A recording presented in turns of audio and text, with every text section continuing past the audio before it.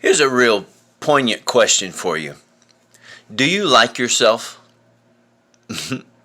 I mean, really, do you like yourself? All of us have things we don't like about ourselves, you know? I mean, I'm still looking for who I can blame about the schnoz that I got, you know? I don't have to look very far. I look at my father and then see pictures of my grandfather on my father's side. But I mean, more than that, more than just things that how we look, are the things about yourself that you don't like. Pose this question to yourself.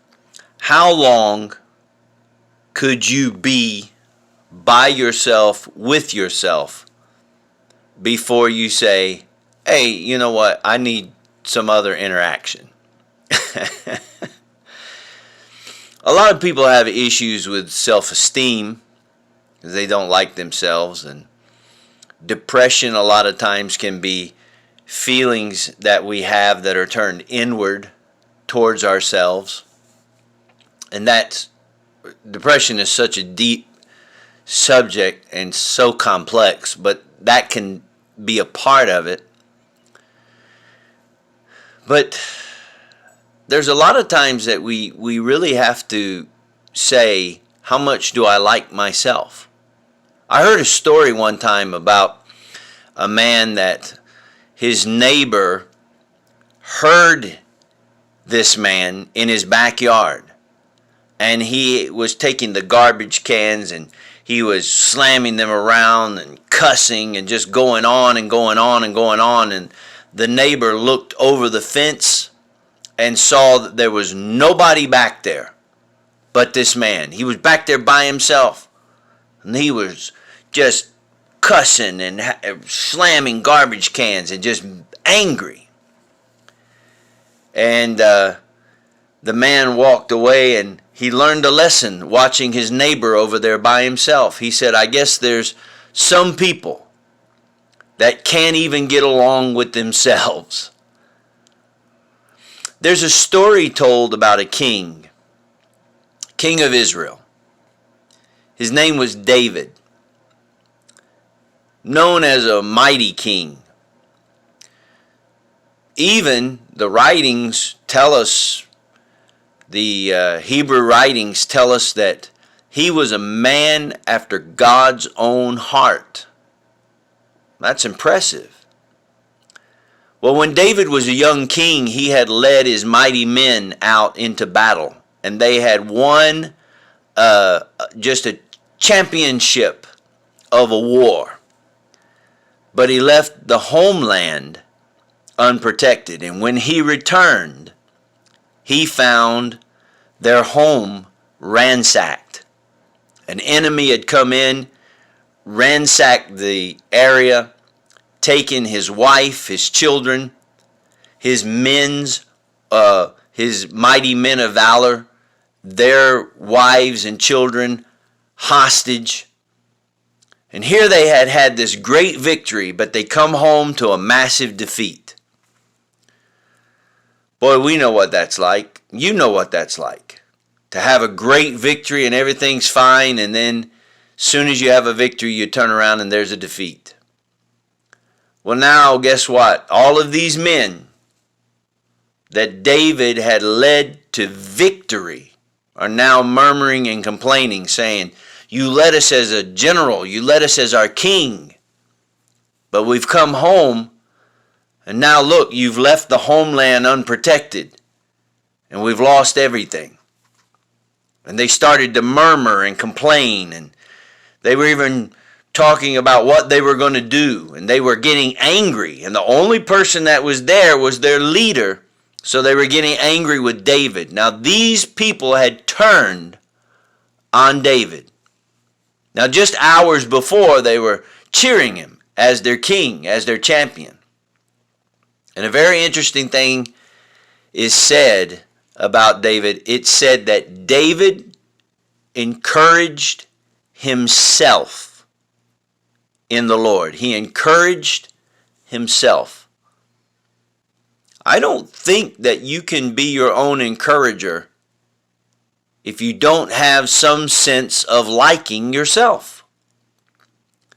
My father has a saying, and my father, is the guy that would make the decision.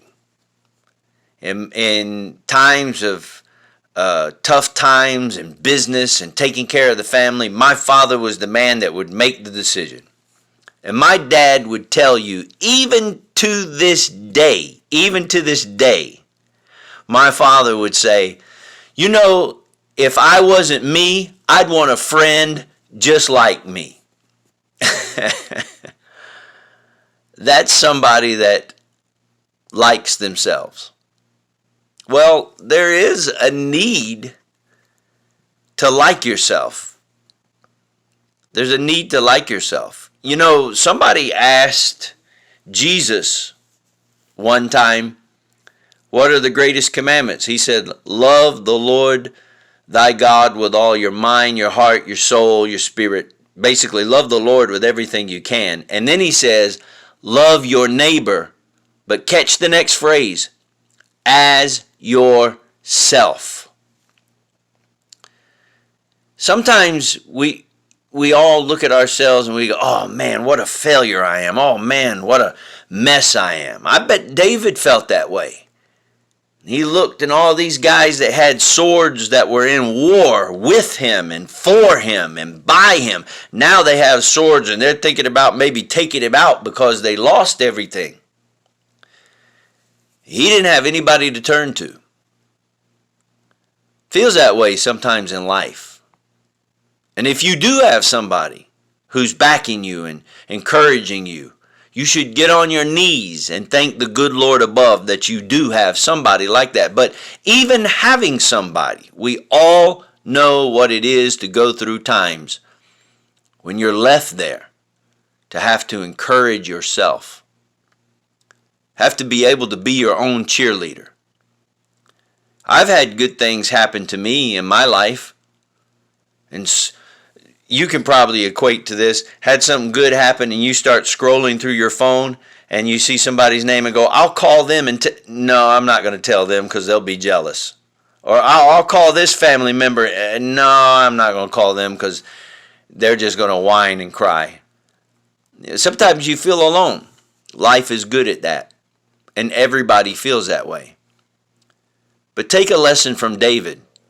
He encouraged himself in the Lord. And incidentally, the end of that story is that David got down on his knees and he started praying and he said, Lord, what should I do? Should I go after this enemy? And if I do, am I going to be able to get my family? Am I going to be able to get our goods back? And the end of the story is that David got an answer in his prayer. The answer was, pursue, overtake the enemy, and recover all. Recovery in life doesn't take place until we learn how to encourage ourselves. So if no one's there to cheer for you, cheer for yourself. Look in the mirror and say, you know what? I see you in the future, self, and you look better than where you are. God bless you.